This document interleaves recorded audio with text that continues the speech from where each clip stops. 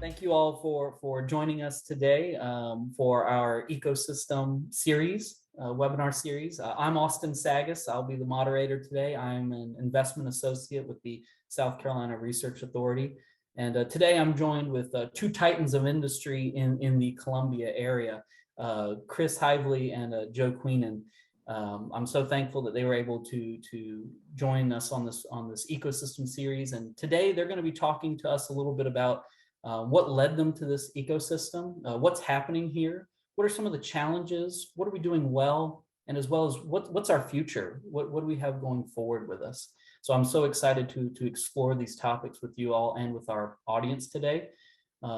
Just FYI for the audience, we do have a Q&A feature in the Zoom link, so please feel free to use that. And throughout the dialogue, we'll try to include your commentary and questions. I'm going to start with introductions. So Chris, I would love to hear a little bit more of your background and also what led you to the Colombia ecosystem. Well, thanks, Austin, and thanks, SCRA, for having Joe and I. Can't wait to share kind of some of the work we've been doing over the last year here. I've been an entrepreneur in my life, lucky enough to have a nice early exit, and which then turned me into an investor. Been working with entrepreneurs for probably the better part of 20 plus years. And the thing, maybe the one thing, Austin, the real reason I'm in, well, there's two reasons I'm in Colombia. One is I went to graduate school here way too long ago. So I have a soft spot. I live in North Carolina. I'm about 2.5 hours away. And I've spent the last 12 years in Raleigh-Durham and really the last 6 years around the world helping those that are motivated, the enthusiasts to build stronger startup community in your region.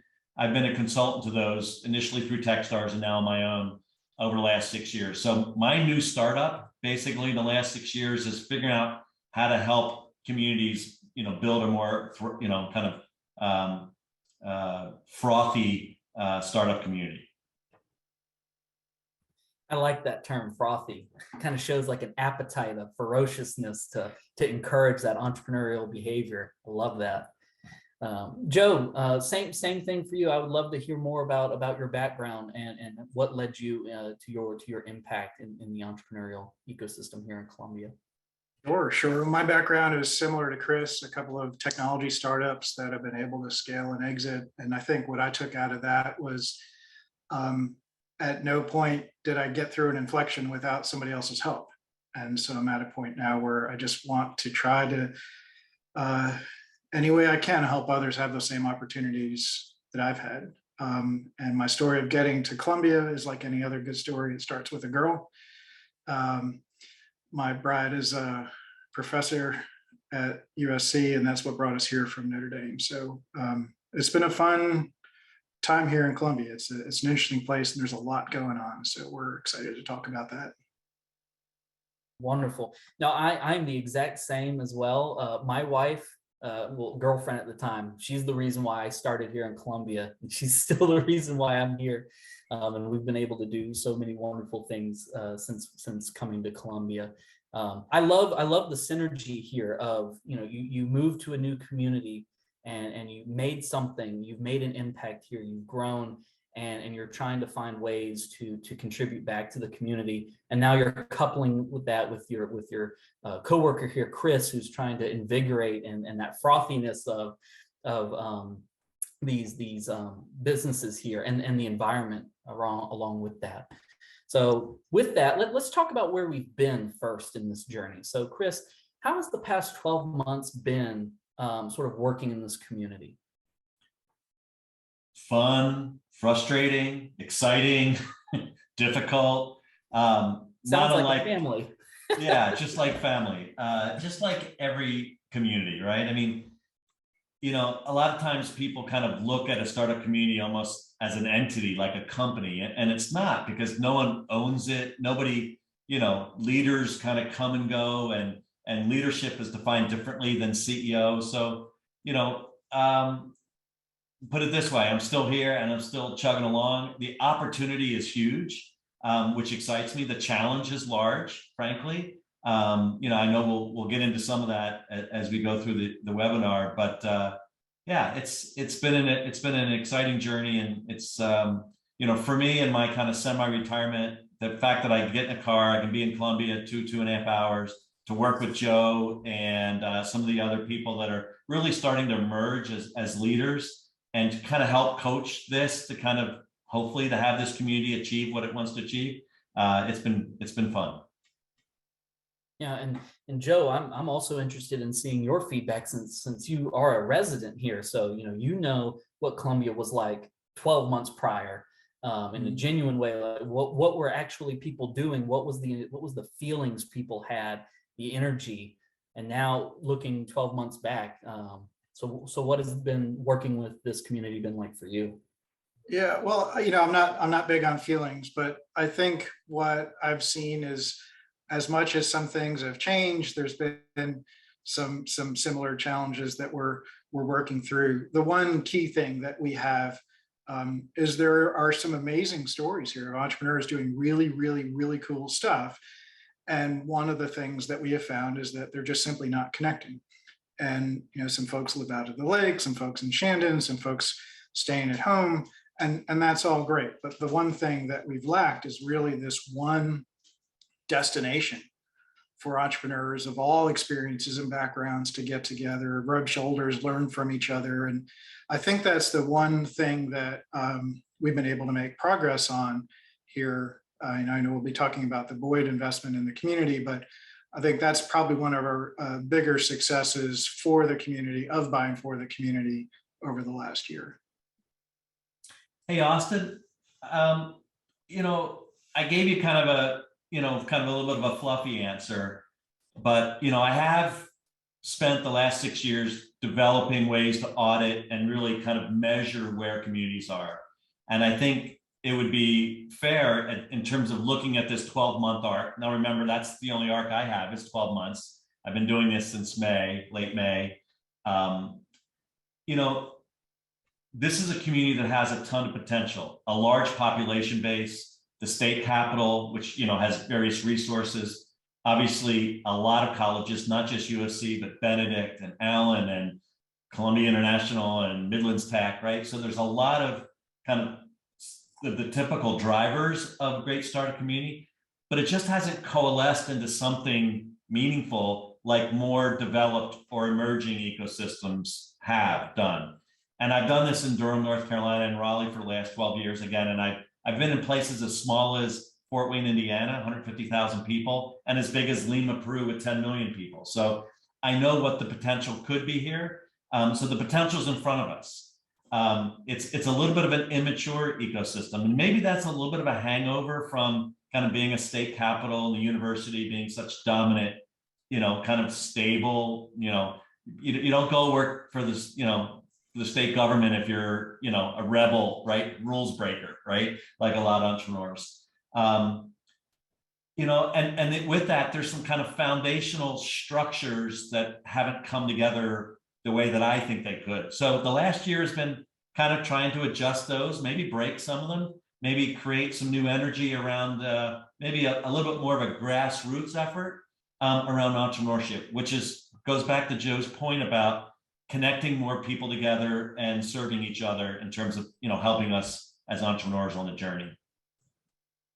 Yeah, I wholeheartedly agree. One of the things I think about as it relates to the entrepreneurial ecosystem, to your point, is culture, and that is a potential gap that some of these bigger players they have their own defined culture, and they're big enough to where that culture is very hard to change. Or include other things. So I completely agree that when mom and dad are doing something different, it's kind of hard to make those sort of changes. So I'm 100% there with you. What are some other potential gaps that you've potentially noticed in this community? And feel free to be specific or maybe highlight some of the major ones. What are some of those bigger gaps that we're noticing right now in Colombia's entrepreneurial ecosystem? And feel free, Joe or Chris. Go ahead, Joe. Yeah. Well, so, I think the biggest, we're talking about tomorrow, not yesterday, the biggest opportunity in front of us in Colombia is the students that are here and the opportunity to engage them in determining what Colombia's future is going to look like. And so every May, we basically have held the door open for 4,000 people. We haven't given them this destination or the support, or quite frankly, demonstrated that they can build the business that they want here. And so those are simple little bridges, right? We've made great connections with a lot of the different colleges, direct connections with a lot of the deans at USC. And so we're being very engaging directly with the students to develop Colombia's future. We talk about the three things that we need to do in Colombia, and the destination was one, having that one place for all of the community to go. The other, which is what we're chatting on here, Austin, is what we're calling top of funnel, right? We need more founders to grow our economy. We are so woefully behind other communities, and not talking Greenville or Charleston, like we're getting our ass kicked by Danville and Chattanooga, because we've taken an approach that doesn't consider the founders first. And so that's changing. I think there are tremendous opportunities when we go into classrooms and talk to some of the students about what is possible and how they can engage. We're finding they're coming down to our coffees on Wednesdays, getting jobs immediately, talking about building their business here. Those are just simple little connections. So that tells me we're right at the precipice of something huge here. And it's just simple engagement. Yeah, and I like that, because I think that sort of message is something that the Colombia community needs to hear, to where if you have an idea or you want to put together an event, understanding those opportunities and those gaps, and building or creating something in our environment that builds those bridges, even in a small way. From my understanding, it could be something truly impactful. So I definitely think for our audience, or for as people are listening to this, noticing those gaps or those opportunities. So, one of the lessons learned maybe from this webinar can be, try to focus on building those bridges and addressing those opportunities that you're laying out. Yeah, and Austin, like Joe and I, or any of the other people that are kind of trying to lead these efforts, like, we don't have to approve or sanction, or right. We're here to support those efforts. And maybe that's the difference between mom and dad telling us what to do and us kids deciding that we want to build a fort, or, go play in the street, or, put off firecrackers or whatever, And so in that kind of mindset of a grassroots, like, there's gaps. I can see a few of them, but others see gaps too. And this community is wide open for people to establish and maybe grab this kind of proverbial football and run with it. So Joe and I are really here more to kind of support. We've raised some funds around with the Boyds. We can talk about that, but like, there's lots of room for anybody to do anything they see as a gap. And we're here to support that effort, because there isn't an exact recipe to follow here. Right. Indeed. Well said. So we've talked a little bit about those gaps. And so I kind of want to shift. How do we address those gaps, or how do we build that ecosystem with these opportunities that we have? So how do you view, well, I'll go to Chris. How do you view the process of building an ecosystem, and what do you think? Where do you think that process or practice, excuse me, where does that start? Yeah, it's a great question, Austin. And I have spent, again, 6+ years trying to figure out how to help people as a consultant, and 12 years doing it myself in Raleigh, Durham. And the thing I observed is that it's almost, you got to start with the right foundation. You used the word culture a couple times, and so we have to establish this kind of culture of entrepreneurship. And what it means is we've had to unplug some wires and plug them in differently, right? And that means change, and some of us are quick to change, and some of us are a little slow to change. But so we've been trying to kind of reconnect those wires and build a foundation. We've had a weekly coffee for a while. We've offered our own personal support one-on-one with existing entrepreneurs, and trying to help them raise money, make decisions, hire, fire, all the things that from our experiences that we can, and we've been like that person just to lean on. That starts to set kind of a foundational kind of, and at Techstars we call it give first, where you give without any expectation of getting anything in return. It's not what's in it for me or for my company or my organization. It's how can I help you as an entrepreneur, Matt Beatty at Guru, Laura Buchan-Fusco at Van Robotics. How can I help you be more successful and bring my experiences, network, and such into the play? And I didn't find that here a year ago, right? So foundationally, we got to start there. What a lot of people want to do is think about like, well, we need a new venture fund where a gap is capital. Well, good capital thrown at founders who aren't ready for it is wasted money. It won't work, right? So like in terms of kind of a plan, I'm pushing kind of the investment development down the pike a little bit. We got to, as Joe said, really start by inspiring and providing on-ramps through our programming for more, founders that are sitting at the precipice of wanting to start their company, to show them that there's a community here, there's people willing to give, doesn't cost them anything other than their time and their ability to ask for help and to engage. We start there and start opening up that funnel. I'd love to see 100 new founders in the next 12 to 18 months. I said that a year ago. The community wasn't ready for that, but I think now we're kind of ready to kind of do those things. And I hope anybody that's listening has a neighbor, friend, family member, college, roommate, whatever, to say, hey, if you're thinking of starting something, especially kind of a high growth, kind of quasi tech company, we're here to serve you. We're here to help you on your journey. Everything else comes next. I gotcha. And on that note, I do want to just get your thoughts on one thing that I was thinking about.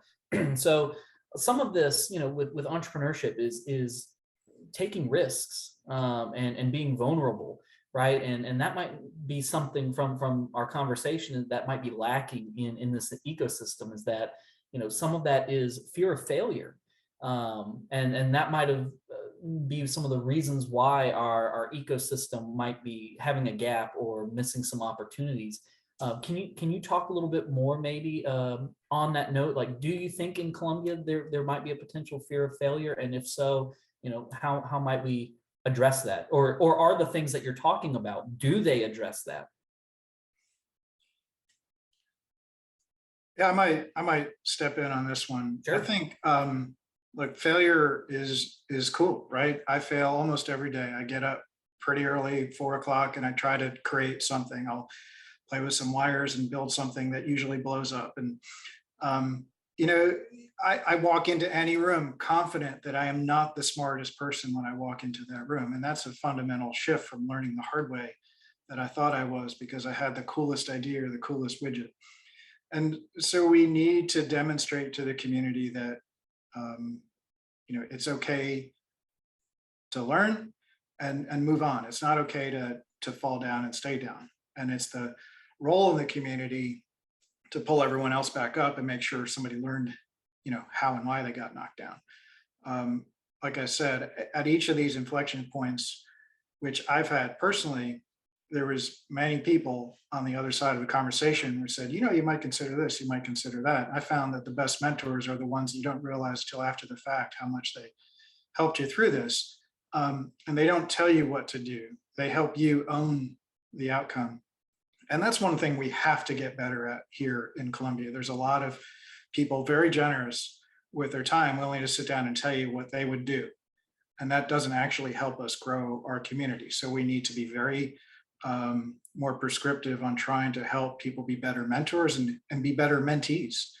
There's a wonderful relationship there when it works. I've been able to coach a couple of students from idea through to exit to public companies with a couple of companies. And there's nothing more rewarding at the very end for them to talk about how they want to do that for the next group behind them.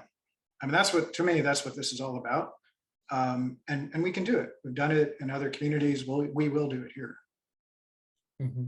I love that, because I think a lot of people might not fully appreciate or understand the entrepreneurial culture, and that I think people can understand working in corporate America, maybe, where there are some people that we might call them workaholics, where they do so much for a company and they're hyper productive, but then it's that same sort of energy, but in the entrepreneurial landscape where they just love the essence of entrepreneurship and innovation, which is why when their company IPOs or gets acquired, that's not the end of the journey for them. And they just love the idea of innovation so much that they go either starting another company or they go back to servicing other people.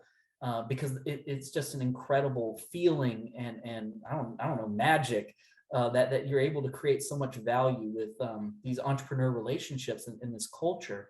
So I completely agree with you, and that's something that at least in this community we don't see a lot of. Is that? Yes, Chris, go ahead.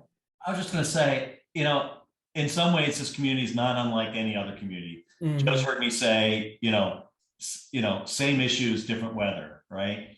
But the opportunity is that we do have a critical mass of people that that think and have experiences.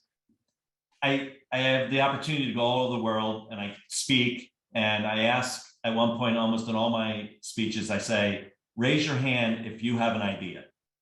And 98% of the audience raise their hand. And then I say, keep your hand up if you've actually taken the first step on that idea. And 98% of the hands go down. That's the same everywhere, right? Now, the question is, why? And it's usually, you use the word fear. There is a fear. There's a fear of the unknown, right? In corporations, you have to optimize for not making mistakes. In entrepreneurship, you have to embrace all your mistakes. Everyone leads to another, hopefully, answer or solution in the journey. And what I think about and what our job to do is, three of us and everyone that we do as members of our community is, how do I show people that it's okay to fail, that there's actually a safety net underneath them, and it's all of us, and that we're there to catch you and help you make better decisions. And that doesn't mean you're still not going to fail, but every failure is just the end of a chapter and the beginning of a new chapter, right? And so that's kind of the cultural thing that we need to inject day by day, hour by hour. And everyone in this community has a role to play in that, right? Of telling people it's really not that scary. Come on in, there's a whole community around you. And now there's a place that you can kind of go hang out and get injected with that mojo every day. Agreed, very, very well said. So we talked a little bit then about some of the opportunities and gaps in the Colombia ecosystem. So I kind of want to shift a little bit to say, or to change the conversation a little bit more on maybe some of our strengths or what the ecosystem might be doing well. Now, we might have a strength that we're not leveraging. Maybe there's something in our ecosystem that we're not making use of, or that we're not leveraging as well as we could. And I want to entertain that as well in the conversation. So, Joe, I'll switch it over to you. What are maybe some strengths or things that we're doing well in the Colombia ecosystem? Well, there's a lot of great success stories. I think the challenge, and I've heard many people say this, is that we're really horrible at sharing those stories. Mm-hmm.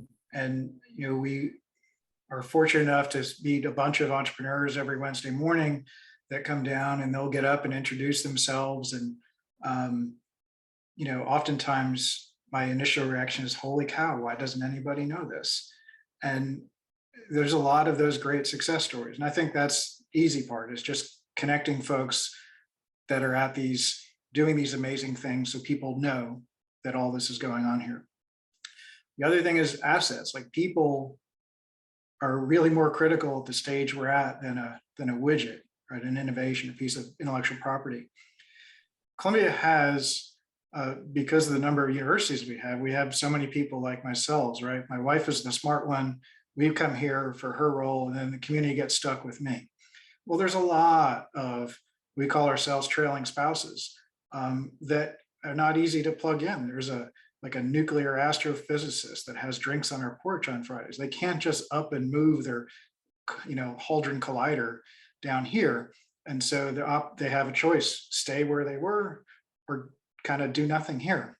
And I think the opportunity right in front of us is a little project Chris and I are trying to put together, engaging those faculty spouses. They're not looking for jobs, but they would be amazing mentors at these key inflection points. And that's an asset they will have for the whole state. So I think people where we're at are really our biggest asset, and engaging the entire spectrum here of all the universities, getting all the students colliding on collaborative projects and building the future of this community instead of a bunch of people at a table saying, let me tell you what we need to do next. Letting the community decide its own future is a much more powerful and sustainable way to grow an economy. That's very well said. I think if anybody's listening to a recording of this, I think you need to go grab a notepad, revert it back to the beginning and start taking notes, because what I'm appreciating already from this conversation is just the consistency.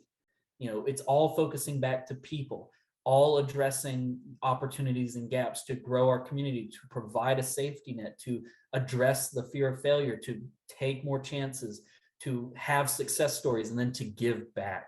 I'm just seeing all of this constantly from you guys, which I cannot say enough. I appreciate this consistency and harping on that focus, because it's that accuracy that y'all are talking about that's truly going to, one, address the problem, and then of course change us for the better.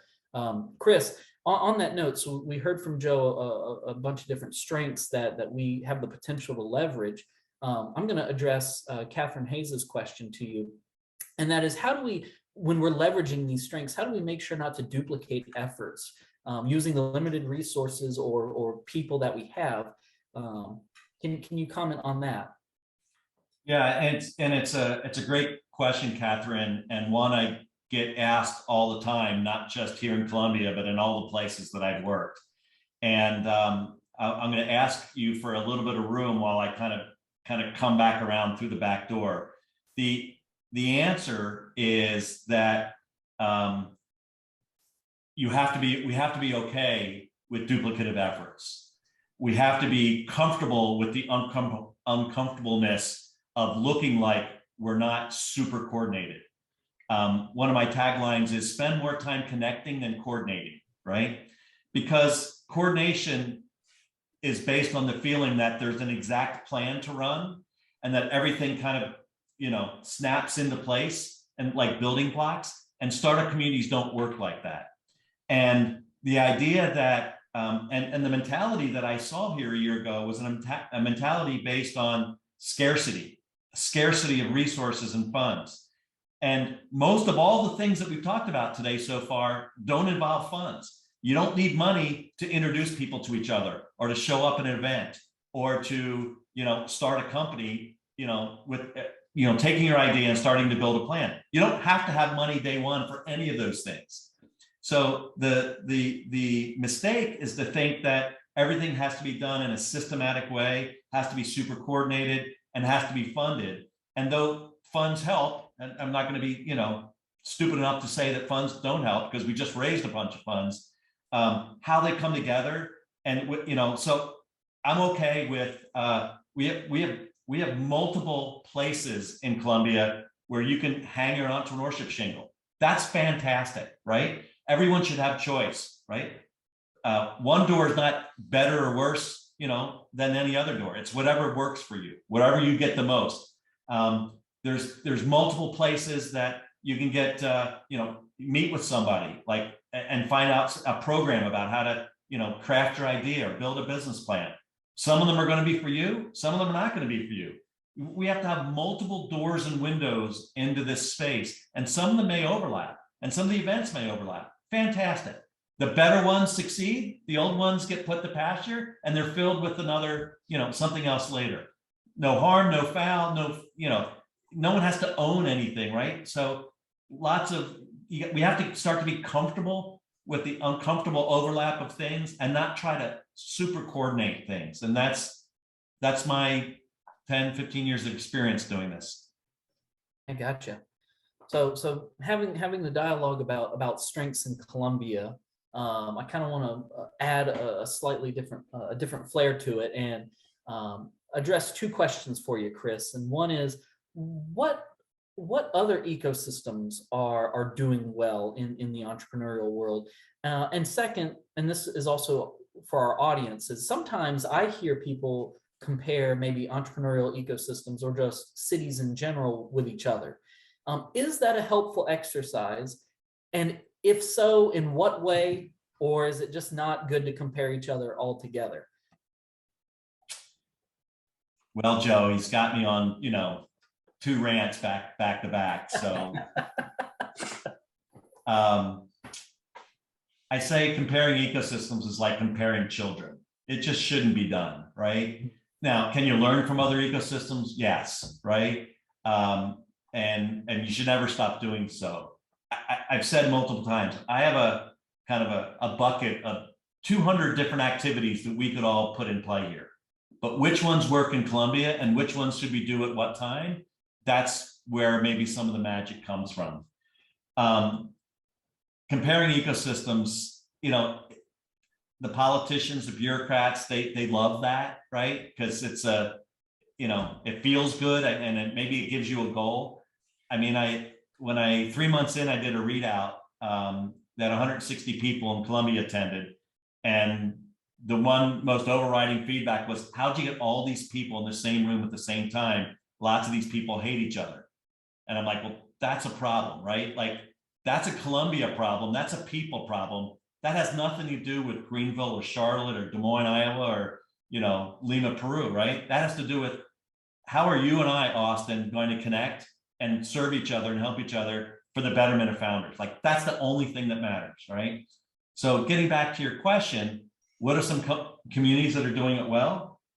Many of you have heard, I love what's happening in Birmingham, Alabama, right? There's a peer city of Columbia, right? About the same size, has a university, kind of an old Southern town, lots of history. They have built one of the most collaborative cross, government, private sector, kind of group that are supporting each other, not fighting each other, not trying to get into this control crap. And they're just doing a really good job. And, I got lots of stats that I could ever, more stats that I could ever share with anybody among many, many variables. And, right now, a lot of the stats would show that Birmingham is trailing Columbia, but I'm going to tell you, we're having this conversation 2, 3, 5 years from now. They're going to leapfrog a lot of Southeast communities because they're building a really good collaborative, give first, support each other, the power of many, the network promise, all of that stuff. They're doing it really, really well.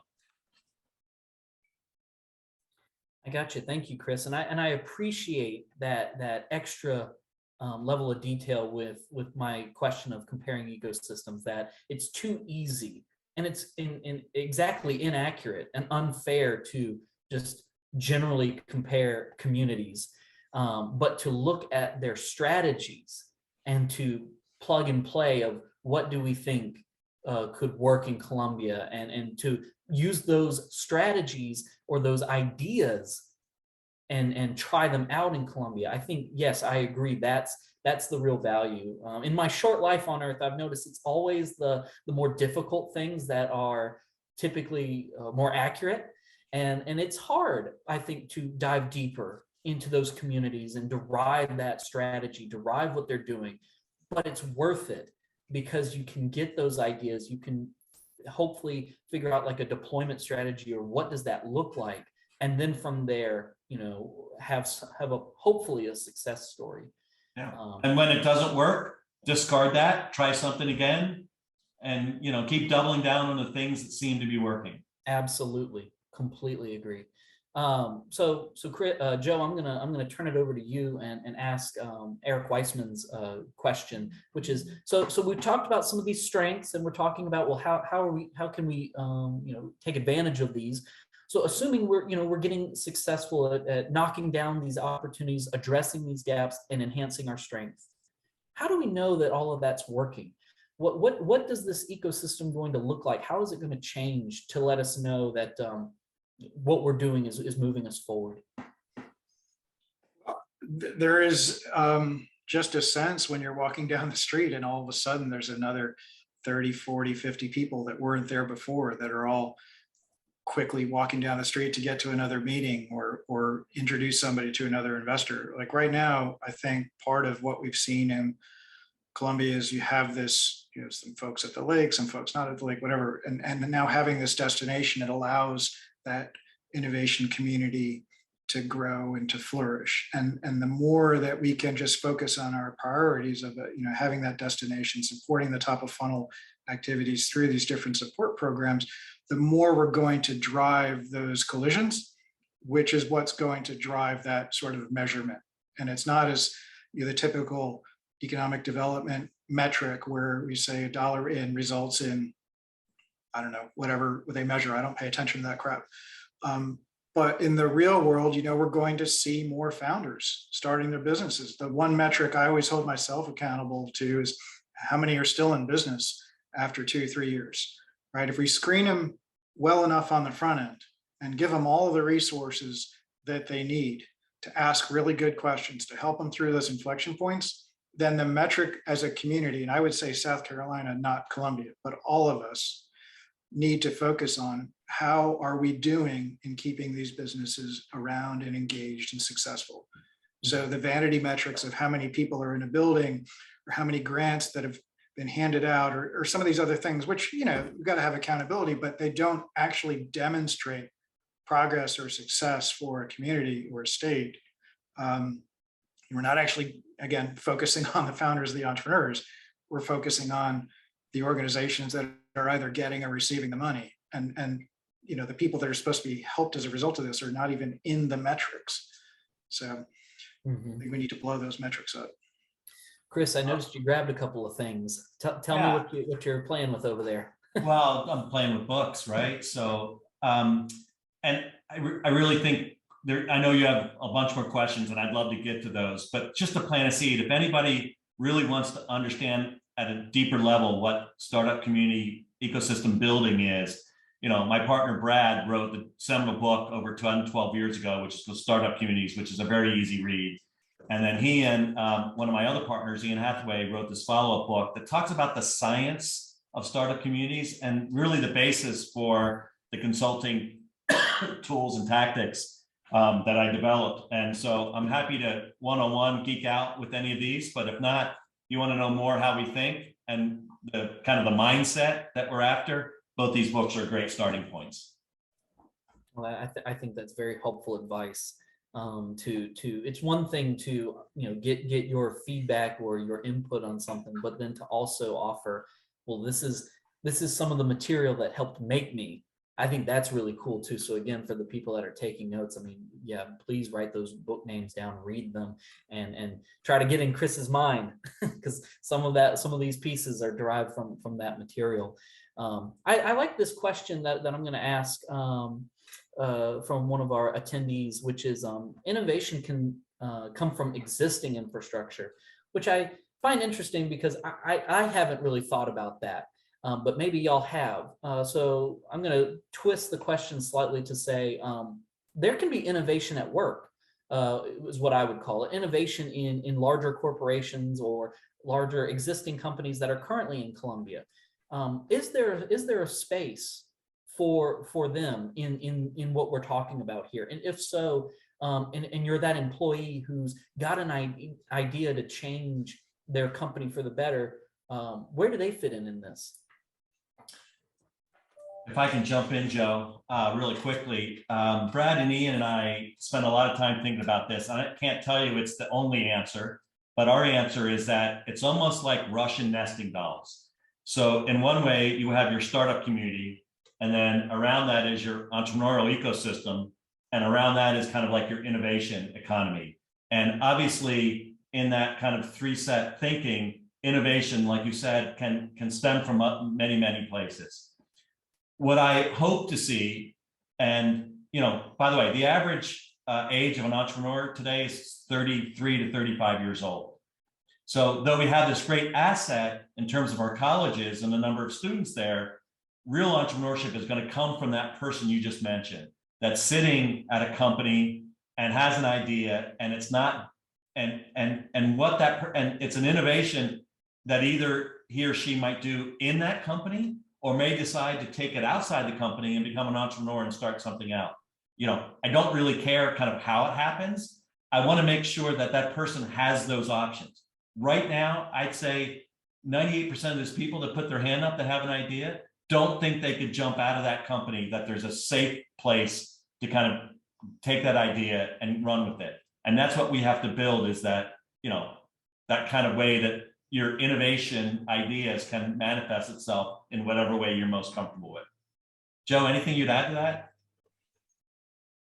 Well, I think both of our own personal experiences demonstrate you can do something innovative inside of a massive company and turn it into an amazing startup. So I'm all for it. I think absolutely. I would love to engage all assets of the community in this effort. Little secret, MapQuest was baked inside of a $6 billion printing company. Wow. No one knows that. I just told you the secret. All right, so now I need to start a printing company. Or go join a printing company. Oh, that's true too. Well, I want to shift gears here, and I'm really appreciative of our audience in the Q&A here. They're sort of slightly ahead of our conversation here. I'm noticing a lot of forward-thinking questions here in the chat, which I want to spend the remaining 20 minutes to talk about. We mentioned who we are and what we did. Now we're talking about what is or what we're seeing. Now I want to talk about what are we going to do about it. And I'm noticing there are some questions about other organizations in the ecosystem, or what are ways that we can move forward. And so we're going to address and explore more of that in this remaining piece. So I just want to start with Joe and move to Chris after that, and start with a vision. So Joe, in your opinion, how does the ecosystem mature over the next 10 years?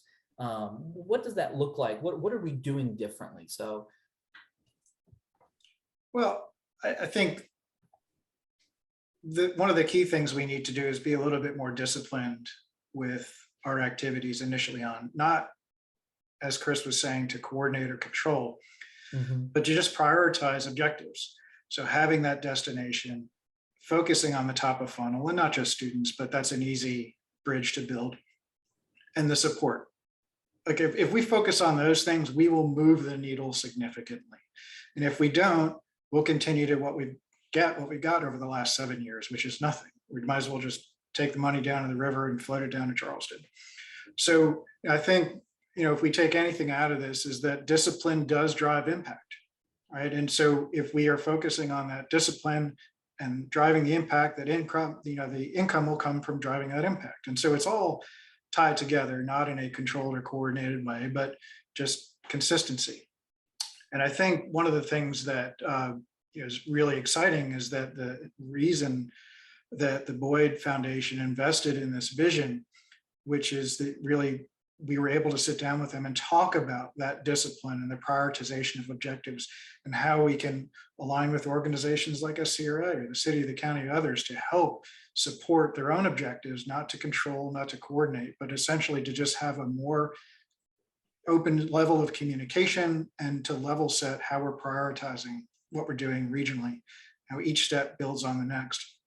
And so that investment, which the foundation generously gave the community, gives us a couple-year runway to have an executive director, to have a space, to have a bunch of part-time ambassadors going around building these programs, supporting the programs, building those collisions, building this community.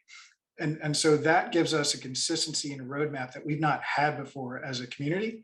And I think that that's really awesome. So that's our first step. And, that's kind of our singles and doubles. And then Chris and I are going to keep trying to hit a couple of home runs, and we'll fail on most of those because that's what you do statistically. But that, again, going back to failure, it's okay. We just get up, move on, and do the next one. But in the meantime, for all the different folks that have been incredibly supportive of the entrepreneurial community before Chris got into town, the conversations we've been having with them is take a time out. We don't need money right now. We just need to be better communicators. We don't need to be talking about organizations or people. We need to be talking to them. Just simple blocking, tackling, human skills are going to get us a lot further than money right now. Absolutely. And again, consistent message is it's not about things, it's about people. Yeah. It's not about money, it's about connections. I love that. I love this theme. And I think it is so true for our community in particular, and for the idea of building an entrepreneur focused ecosystem in general. So Chris, what about sharing your vision and or the next 10 years for this Colombia ecosystem? Yeah, I was thinking about that while Joe was talking, and said, okay, how can I augment this? Let me share with you the arc of what I saw in Durham, which certainly was in much worse shape 12 years ago than Colombia is. And by the way, I'll say, there's nothing entrepreneurs love more than cheap, shitty space. And Durham had plenty of it. But if I could kind of maybe imprint kind of what I helped build in Durham over the last 12 years and maybe kind of create a Colombia version, what I'd like to see 10 years from now, 2032, that seems like a long way away. I hope I'm still alive. What I'd like to see is, probably at least 100 new entrepreneurs a year, just kind of naturally coming in. They don't need kind of programming per se. They just find it, right? That's what happens in Raleigh and Durham today. New entrepreneurs just find individuals and programs and the ones that make sense. There's probably at least 500, real kind of high growth, high tech companies kind of operating in the region. They don't all have to be in 5 points per se, right? Because by then they're spread all out, but there's these 500 companies talk to each other, they support each other, and they support the community by giving of their time. They are the best mentors and provide kind of aspirations to new founders. So those are tightly interwoven. We're probably operating 50,000 square feet downtown Columbia just for entrepreneurs. That place has energy. Doors are open. People don't have to be told it's there. They just kind of find it, right? What else would I say? Investment capital. There's probably at least 2 angel groups. Angels are putting, probably $1 million a year, with $25 to $50 to $100,000 checks. I should probably scale that up for inflation, but in today's dollars, into new companies. Maybe there's even a new micro VC, a $40, $50 million fund that's kind of doing Series A, putting $1 million into, again, focused, if not on Colombia, at least throughout the state. There's probably some regional to national venture capitalists starting to show up, writing $3 to $5 million checks in today's money into kind of 1 to 3 of those. I saw this in Durham kind of 6 to 8 years ago. They start showing up. They find you and they say, hey, can you introduce me to 10 of your portfolio companies, right? And you're just making introductions, and no one's controlling this. There's no special investment day, though maybe that's an idea that we try, but the flywheel just kind of turns, right? And all in all, Colombia has a healthy, high energy, connected, supportive, my win is not your loss, your win is not my loss, but a win-win mentality. I think we're already starting to see some of it. We just need to kind of, put the pedal down and just keep doing those things. It'll happen faster than you think, right? It'll happen somewhere between 2 and 10 years from now, all of those things. I gotcha. Yeah, and thank you for sharing that. That's an incredible vision. Assuming we're going to keep staying disciplined and fighting for this entrepreneurial ecosystem and it's not going to happen, for you. It happens to happen with you, and that means everyone: universities, corporations, government of all levels, entrepreneurs, failed entrepreneurs, employees of corporations that are engaging, right? It's all of those actors coming together in that right kind of cultural way. Mm-hmm. And some of the stuff that we've been talking about throughout, because now we talked about the vision. I want to talk about some of the bigger things specifically that are happening in the Columbia area. We've been talking a lot about throughout this webinar about the Boyd Innovation Center, potential $1 million funding, and it's kind of itching away maybe at myself and the audience. And so now I really want to scratch it. So Joe, tell us now, what is this Boyd Innovation Center? What was this grant opportunity, and what is this going to lead to? So I guess just to be short about it, what is it? What's its goal, and what's the future for it? Yeah, I think it was our mayor that said the other day when we unveiled the sign that it's the dawn of a new day for Colombia, and so it's a big step. It's the first in a very, very long journey, but for now, for once, Colombia has an inclusive, welcoming innovation space for anyone and everyone with all backgrounds and experiences. We'll have that destination to provide support and space for people going through their entrepreneurial journey.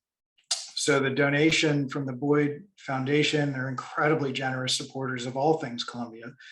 The Boyd Plaza downtown and Boyd Island in the middle of the river, a massive investment in the zoo, an arboretum. I mean, everything they do is first rate, and everything they do is from the results of an entrepreneur himself, Mr. Boyd, who had done well as a Columbia guy, and now the Boyd Foundation is giving back in support of things that help Columbia grow and be the best version of itself. And we had reached out to them, I think in December. It's a pretty quick conversation. We talked about what we're doing, and basically, I'm not getting anything out of this. It's all community related. I'm a volunteer here. And we talked about that vision and the Boyd Plaza and what it means for our community. At least once a week, I'm down there using it. And we thought that this community innovation center could be kind of the next great space for Columbia. And we had talked through what it would mean and how it would work. And they very generously donated $1 million to this through GrowCo, which is an entrepreneur-led organization. It has history. It's been around for a few years. It was founded by a bunch of guys trying to start their own business and build their own community because they weren't finding what they wanted here. Chris and I got involved and made a couple of tweaks to the model. And really part of it was to get these guys focusing on growing their businesses, and we could manage all the other stuff. And so the Boyd investment was one of the first steps forward in this. So now the lights are on. We've ordered some cool walls and some other stuff, and we're working with a lot of institutions that actually want to place their people in there.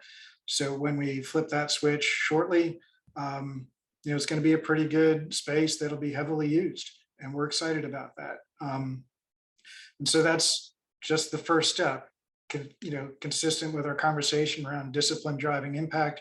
We've got that destination. The next step is this top of funnel, and so, like I mentioned, we reached out to these different organizations that want to have their people in there, whether to benefit from the programs, so they feel like they can go through their own journey as an entrepreneur versus an entrepreneur, or anyone else that can step on this continuum. We'd like to have assets or resources to help them move forward.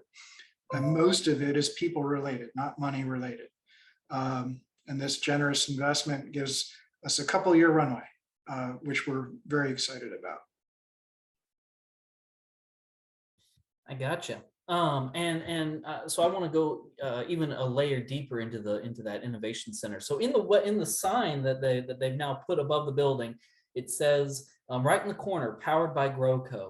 Can you tell us a little bit more about who is GrowCo and what all are they trying to do in this entrepreneurship ecosystem? Because I mean, in large part, that milestone in the creation of this innovation center was working a lot and on behalf of GrowCo. So tell our audience, who is GrowCo and what all are they trying to do? Yeah, well, GrowCo is the founder community, right? And so it was formed a few years back by a couple of guys, Matt Beatty, Greg Hilton, and others who are entrepreneurs themselves and looking to build the community that they didn't find in Colombia. As Chris and I met with them and talked about what we were trying to do in the vision, they very generously, essentially, and these are my words, donated GrowCo for the betterment of the cause. And it was very much a give first approach that team had. And the idea as part of the conversations, let them focus on growing their business, and we would focus on this other stuff to help build the community. One of the first things that we started was this coffee meetup that everyone's welcome to. It's every Wednesday morning.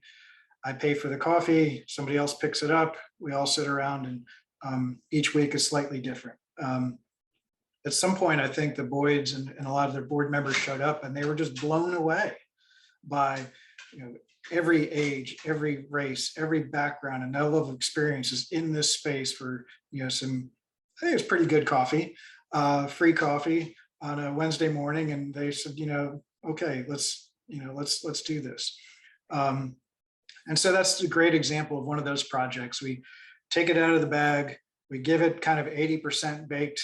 Here's some thoughts. Now let's make it Colombia's own. And so some founders step forward, a couple of guys, Jeff and Bobby and Carl. And so it's their event now, right? They organize it, they send out the distribution list, they do all this stuff, and it's founder led. Right. And so we've got a bunch of other events that are going to be standing up over the next couple of weeks and months that are all led by the founders. We give them a little bit of a playbook. We build a team to support, give them some money to run the event, buy some pizza, some beer, whatever, but build that community of by and for founders. GrowCo is really just this vehicle to do it. It's a 501c3. And so it's great for folks that want to give some donations. We got a really nice unexpected donation from another member of the community recently. The city and the county and others are putting money into this big time. We weren't expecting that. So we're very excited because each dollar that goes in, it allows us to extend the runway or double down on a certain program. And so I think the response has been from some folks writing their check, it's about effing time, and here you go for it. So we are really excited about what that means and really grateful for the investment that these founders have made in getting it to this point where we could, just take it and help it scale a little bit more. Yeah, I gotcha. All right, final question for you both and for our audience. We're going to be talking about new initiatives, new events, and what's coming up. So if you got your cell phone out, open up a notepad, or if you got a piece of paper, get out your pen, because these are all the events that I'm about that we're going to explore a little bit more. So team, tell us more of what's in the pipeline. What events are up and coming that if you're in the entrepreneur environment, what do we attend? Where do we go? Chris, I'll let you start. Sure. I believe we've set a date for a startup weekend in late September. Mm-hmm. Startup weekend is a Friday night through Sunday afternoon way to kind of put on an entrepreneurial suit and pretend to be an entrepreneur with 30 to 100 of your new friends. There's a little bit of a loose structure to it. They're a blast. I've done many of them. I've mentored and coached and facilitated them. It's a great add-on. We hope to do that twice a year. So it was done, I think, the last one was in like 2016. So, we're putting that back into play, led by a couple founders and supported by GrowCo. For those of you or those that know people that have an idea but don't know what to do first with it, we're trying to establish a great date for an idea workshop. This is something that I developed and run about, 20, 25 times over the last few years. It's a kind of a 5 to 7 at night and then one whole day. So not too much of a give, maybe take one day off. And so we're going to find a date with that. And I will run that as often as we can fill that up. So we need all the community to kind of, when you see that idea workshop being presented and a date, to push it out. Again, friends, neighbors, family, whoever, colleagues. A really low touch way of kind of exploring that idea that you have for the 98%. I'll add one other thing. So I know that was the last question, but I'm going to add to that last question so that way I didn't lie to you. Of course, with any video, it's always like, share, favorite, subscribe, whatever. Who should we be subscribing to? What should we be following in the social media space to hear further updates that extend beyond this webinar, right? Who should we follow, subscribe to stay involved or to begin to get connected? Joe, do you want to see if we can tackle that one? Sure. I mean, there's obviously some great local organizations like SCRA, the university. There's a lot of stuff going on in town that we need to show up for. Mm-hmm. And I think that's something we need to take into consideration. It's not just knowing about the event, but actually showing up and supporting everyone in the community. As far as entrepreneurial stuff, I mean, we could probably put together a list and share it broadly with the community. I'd love to see the ones that I'm missing, but Brad Feld is an amazing guy to follow. Chris Heivly usually has something interesting to say. usually. So I think it'd be great. That's actually a good task out of this, to try to have the community build a site and resources of different blogs and other cool stuff to follow. Austin, I'll add that, we're currently recruiting for a new executive director of GrowCo. Though we have a specific idea of who we want, we'd love to see more applications than not.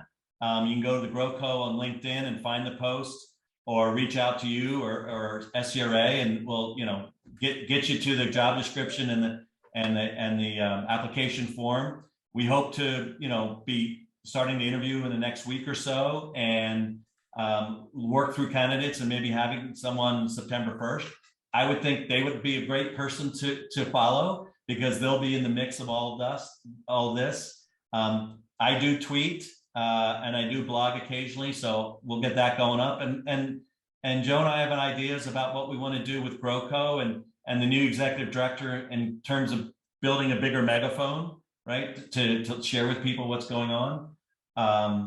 I think those are great places. And, feel free to put my email address. I don't offer my email address unless I'm willing to actually have people connected, but chris@buildthefort.com. Anybody can reach out. Happy to do a one-on-one. I have open office hours every week specifically just for Colombia enthusiasts. I'm happy to take 20 minutes and talk whatever you want to talk about. And to Joe's point, and to some other people, there's existing people that are kind of trying to share what's happening. We'll develop a list and then add yourself to it. Wonderful. All right, well, team, I know it's top of the hour for us. So thank you so much for taking the time to share your stories and offer your level of insight here. I love the dynamic duo between Chris and Joe here that we're so fortunate to have in our Colombia community, and just the time, the sacrifice that you guys make to create a better Colombia, in my opinion, is nothing short of incredible. And we appreciate having you guys care so much for our community, with our community. And thank you guys for sharing that story, talking more about the future vision, and showing what all we're doing in this great ecosystem of ours. So it's been a pleasure. Thanks, Austin. That was fun. All right, well, thank you all. And I think we're good. And to anyone whose questions we didn't answer, apologies. I might do my best to try to type up some of those Q&As, or you can email me at austin.sagas@scra.org, and we'll get you those questions answered. Yeah, if you well, as I told you, I can type them in right now, my answers, or you can send us the questions, and I'm happy to answer them, and then you could distribute them however you want it. Sure, that sounds good. Which one do you want? I'll email you those answers, and All right. I think we can redistribute them out. I'm looking at the questions.